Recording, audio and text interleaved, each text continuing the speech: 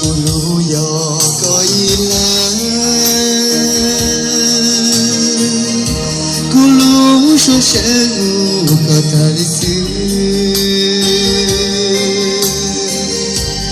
Suanu zomili kunyoko Muaso sheno toki doko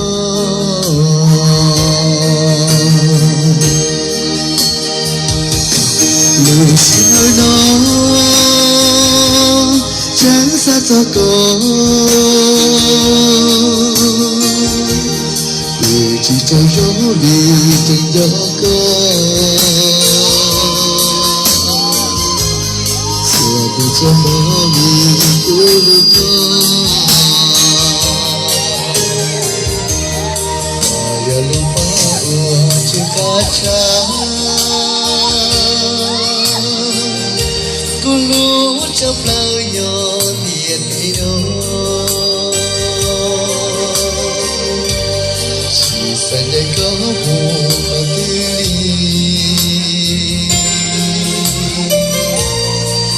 Takanyamu taisi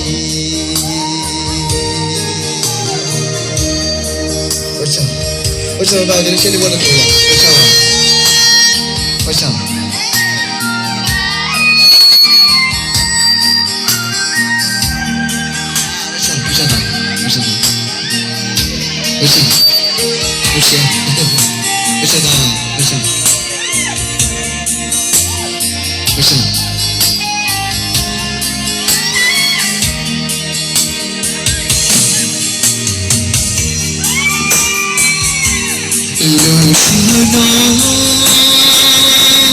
Chansa toko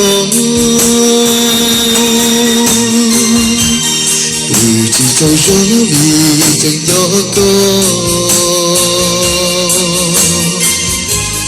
Suanu somori kuluko Aya lupa wajib kaca Kulu ucap lauyo tiada hidup Sisa kamu hati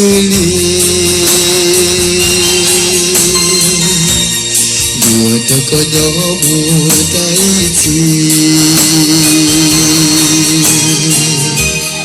Macam ya, macam tahu jadi sini pun ada kesusahan lagi ya, macam tahu.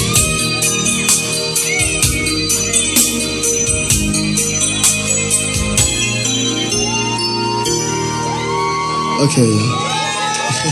Macam tahu. Macam tahu. Macam.